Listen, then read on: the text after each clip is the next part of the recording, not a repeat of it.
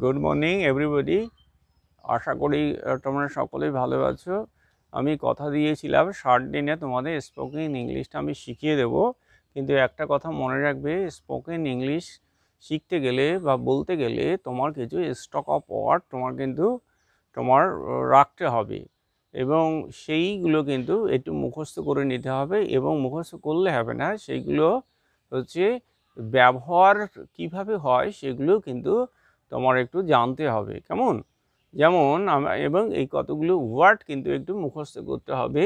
যেমন আমি বলছি এক্সকিউজ, এটা প্রায়ই আমরা বলে থাকি, প্লিজ এক্সকিউজ মি আমরা বলি, তাই তো? এটা এক্সকিউজটা কখন ব্যবহার হয় তোমরা একটু দেখে নাও। এক্সকিউজ,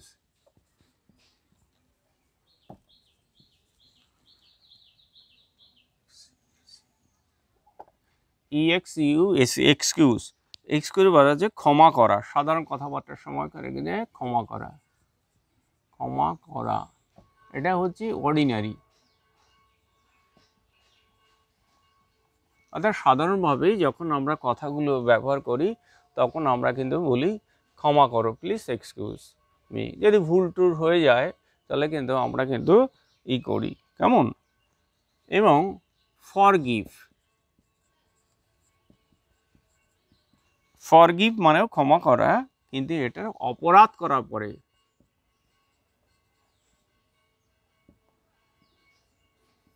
করে ক্ষমা চাওয়া, অপরাধ করে ক্ষমা চাওয়াকে আমরা বলি ফরগিভ। ধরো কোনো একটা গুরুতর একটা অন্যায় কাজ আমার দ্বারা হয়েছে, তখন কিন্তু আমি কখনো বলবো না এক্সকিউজ মি, আমাকে ক্ষমা করে দাও। আমরা বলবো প্লিজ ফরগিভ মি, আমাকে ক্ষমা করে দাও। মানে গুরুতর একটা অন্যায় যদি হয়ে থাকে সেই ক্ষেত্রে কিন্তু প্লিজ ফরগিভ মি আমরা বলবো, কখনো কিন্তু এক্সকিউজ মি আমরা বলবো না। এক্সকিউজ মি হচ্ছে সাধারণ কথাবার্তার ক্ষেত্রে ব্যবহার করা হয়। যেমন একটা শব্দ এই প্রসঙ্গে আমি এটা বলি, যেমন রিফিউজ এবং ডিনাই, দুটো রিফিউজ কথাটা হচ্ছে প্রত্যাখ্যান করা, ডিনাই মানে হচ্ছে প্রত্যাখ্যান করা। কীরকম ব্যাপার তোমাদের একটু বুঝিয়ে বলি। যেমন তোমাকে কোনো একটা কাজের কথা বলা হলো, তুমি বললে না আমি পারবো না যেতে, তখন কিন্তু রিফিউজ করা হলো। এটা হচ্ছে সাধারণভাবে, এটা হচ্ছে সাধারণভাবে।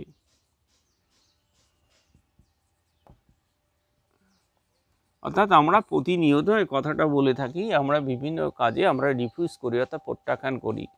তেমনি ডিনাই হচ্ছে সত্য ঘটনা অস্বীকার করা। ধরো একটা দীর্ঘদিনে একটা ভালো সম্পর্ক, তো একজন জিজ্ঞাসা করে তুমি কি চেনো, বলে না আমি ওকে চিনি না, তখন সেটাকে ডিনাই করা হবে, কেমন? কেমন রিফিউজ দিনে আমরা অনেকবার কোনো কাজকর্ম নেগেটিভ করলেই আমরা রিফিউজ করে দিই, কিন্তু ডিনাই হচ্ছে সত্য ঘটনা অস্বীকার করাকে আমরা ডিনাই বলি। কিছু কিছু অর্থের ব্যবহার, সঠিক অর্থের ব্যবহারটা তোমার একটু জানতে হবে।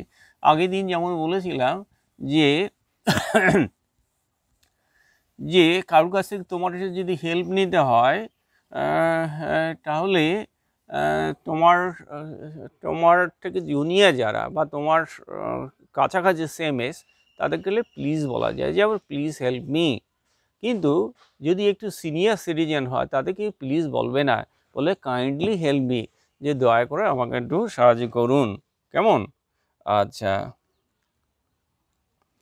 সরি নিশ্চয়ই জানো, দুঃখ কোনো কিছু হলে আমরা সরি বলি দুঃখিত, তাই তো? দুঃখিত, সরি আমরা দুঃখিত। আমরা এরকম যদি খুব সিরিয়াস হয়ে যায় আমরা এক্সট্রিমলি সরিও বলতে পারি, খুবভাবে আমরা দুঃখিত। ধরো আমরা ট্রেনে যাচ্ছি, হঠাৎ একটা ভদ্রমহিলা গায়ে একটু পা লেগে গেল অসতর্কবশত, তখন তুমি বলবে এক্সট্রিমলি সরি ম্যাডাম, খুবই দুঃখিত ম্যাডাম, কেমন? আর যদি সাধারণ কিছু হয় তাহলে সরি বলতে পারো। ধরো আমাদের প্রতিনিয়ত ছেলেমেয়েরা অনেক সময় মিথ্যা কথা বলে, তখন আমরা বলি যে অন্তত পাপা আমার কাছে সরি বলো একবারের জন্য, বলে সরি। এটা হচ্ছে স্বাভাবিক আর কি। কিন্তু যদি খুব অপরিচিত, মা বাবা ক্ষমা করে দিলে সরি বললে, কিন্তু অপরকে তো ক্ষমা নাও করতে পারে, সেই জন্য তার কাছে একটু করুণার সঙ্গে নিবেদন করতে হবে এক্সট্রিমলি সরি। কেমন? আচ্ছা, ধরো এরকম চলতে চলতে এরও হতে পারে যে তুমি চলছো বা একটা কথা বলছো বা গান শুনছো, তোমার পাশের সিটে বসে রয়েছে, সে জোরে জোরে খুব কথা বলছে, মানে যেটা তোমার ইন্টারাপ্ট করছে, অর্থাৎ গানটা শুনতে পাচ্ছ না, কিংবা কোনো কিছু একটা খেলা দেখছো বা কিছু হয়তো তোমাকে বিঘ্ন ঘটাচ্ছে বারবারে, তখন তুমি কি বলবে? Please speak slowly, please speak slowly, যে আপনি একটু ধীরে ধীরে কথা বলুন, ঠিক আছে? তার মানে বুঝলো যে তাকে অনুরোধ করে বললে যে প্লিজ স্পিক স্লোলি। কতগুলো ট্রাম আমি লিখে দিচ্ছি, এগুলো ওটা মুখস্থ করবে, যে ধীরে ধীরে কথা বলুন। Will you please move. ধরো ট্রেনে বসে আছো, খুব চাপাচাপি হয়ে যাচ্ছে, একটা সিটে তিনজন, সেখানে চারজন বসছো, তুমি সেই মানে বসতেই পারছো না, তখন তুমি বলবে will you please move, sir, যে আপনি বা দয়া করে আপনি একটু সরবেন, এইটা। অর্থাৎ তাকে রিকোয়েস্ট করতে পারে, তাকে কখনো তুমি বলতে পারো না এখান থেকে সরে বসো, এটা বলবে না, তাকে রিকোয়েস্ট করে। তার কারণটা আছে, সে তোমাকে সিট দিয়েছে, তোমার মধ্যে যেন প্লিজ এই কথাটা থাকে, কিংবা বলতে পারো প্লিজ মুভ। কেমন? স্যার প্লিজ মুভ, ম্যাডাম হলে প্লিজ ম্যাডাম মুভ, এরকম বলতে পারো, ঠিক আছে? নাম্বার 3, অর্থাৎ এগুলো সিচুয়েশন অনুযায়ী তোমার একটু মুখস্থ রাখতে হবে সেন্টেন্সগুলো। উইল ইউ প্লিজ মুভ একটু করবে। লেট মি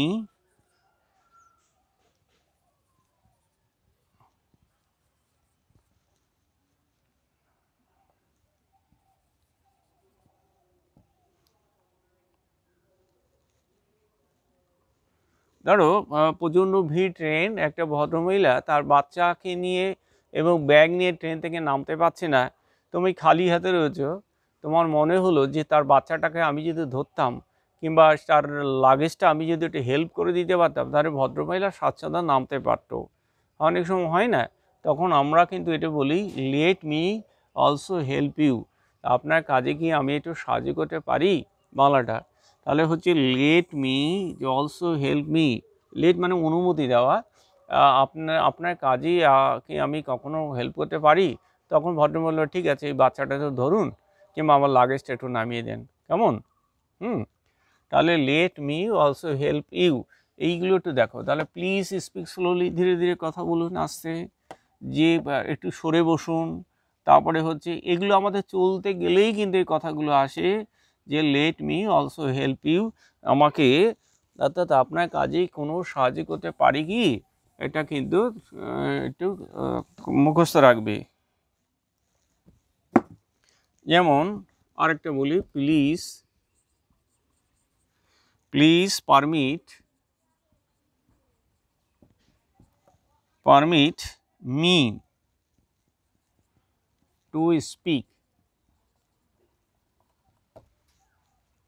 ধরো একটা পরিবারের মধ্যে স্বামী স্ত্রীর মধ্যে বা বাচ্চাদের মধ্যে প্রচণ্ড গণ্ডগোল বেড়ে গেল, তুমি সেখানে গিয়ে উপস্থিত হলে, সেখানে গিয়েই কিন্তু তুমি ফট করে কথা বলবে না, কারণ কথা বলতে গেলে তোমাকে বলবে তোমার মতো থার্ড পার্সন এখানে কে ডেকেছে, গেট আউট, বেরিয়ে যাও, আমাদের পারিবারিক বিষয়ের মধ্যে তোমাকে ডাকা হয়নি, তুমি এখান থেকে আসতে পারো।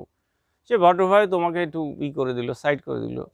তুমি দেখবে যে একটা পক্ষ, অর্থাৎ ছেলে বারবার বলে যাচ্ছে, বাবাকে অপমান করে যাচ্ছে, তখন তুমি কিন্তু নীরবে দাঁড়িয়ে থাকতে পারবে না, তখন তুমি এই কথাটা বলবে, please permit me to speak, আমি কি কিছু বলতে পারি, আমাকে কি কিছু দেবেন, আপনার ছেলেটা এইভাবে বলছে। তখন বলে যে বলুন, অর্থাৎ এইটাকে বলতে হবে please permit me to speak, আমাকে কিছু বলার জন্যে অনুমতি পেতে পারি কি। কেমন?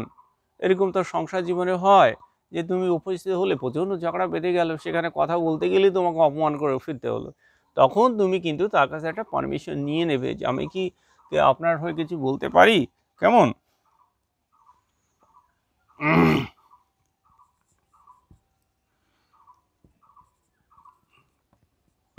all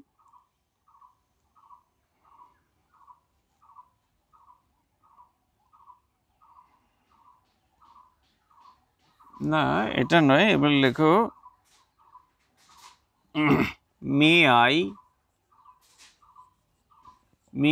I help you?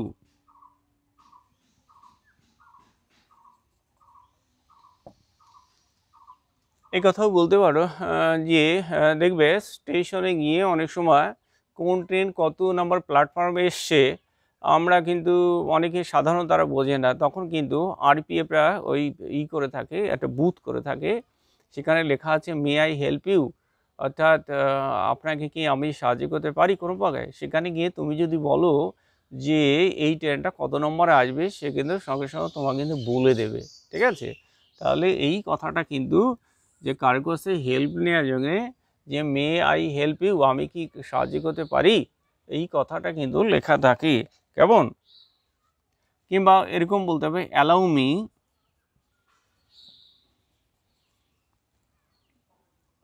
To say,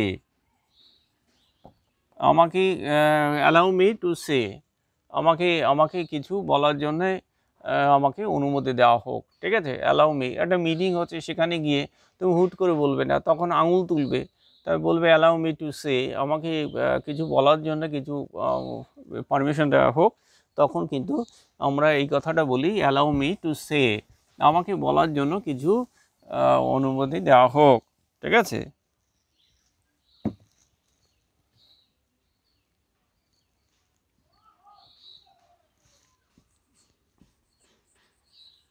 I beg your pardon.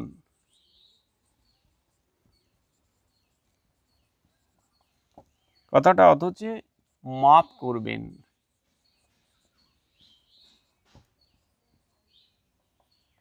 ধরো তোমার কাছে কিছু টাকা চাইলো কেউ, তুমি দিতে পারলে না, সে প্রচণ্ড বিপদে পড়ে গেছে, অথচ তোমার কাছে টাকা ছিল, কাউকে তুমি ধার দিয়েছো বা তোলা সম্ভব নয়, তখন বলবে আই বেগ ইউর পার্ডন, মাফ করবেন, সরি দিতে পারলাম না, কিছু মনে করবেন না, আই বেগ ইউর পার্ডন, অর্থাৎ এটা বলবে, কেমন।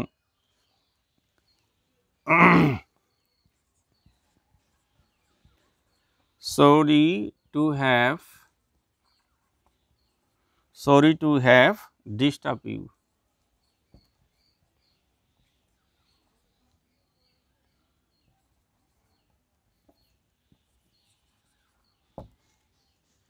তাহলে তোমার কথায় কেউ বিরক্তি ভাব হয়ে গেল, হতে পারে তুমি হয়তো কথা বলছো তার ভালো নাও লাগতে পারে, সে হয়তো ধমক দিল, তখন তুমি বলো sorry to have disturb you, দুঃখিত আপনাকে আপনার কাজে বিঘ্ন ঘটানোর জন্য আমি সত্যি আমি খুব মর্মাহত।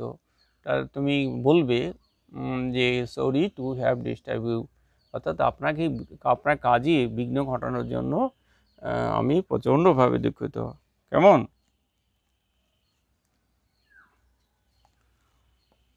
I am sorry I got a little late.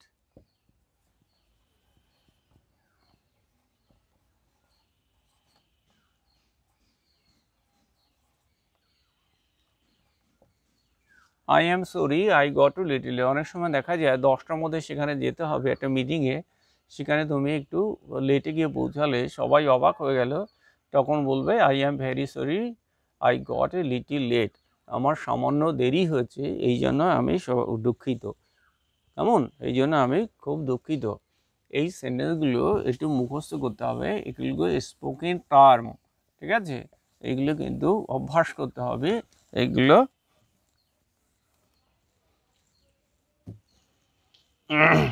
মোটামুটি এই টার্মগুলো কিন্তু তোমার একটু মুখস্থ রাখতে হবে, কারণ স্পোকেন ইংলিশ শিখতে গেলে সবসময় কিছু যেগুলো প্রচলিত অর্থাৎ কথাবার্তার ক্ষেত্রে যেগুলো দরকার সেগুলো তোমার কিন্তু একটা আয়ত্ত করতে হবে।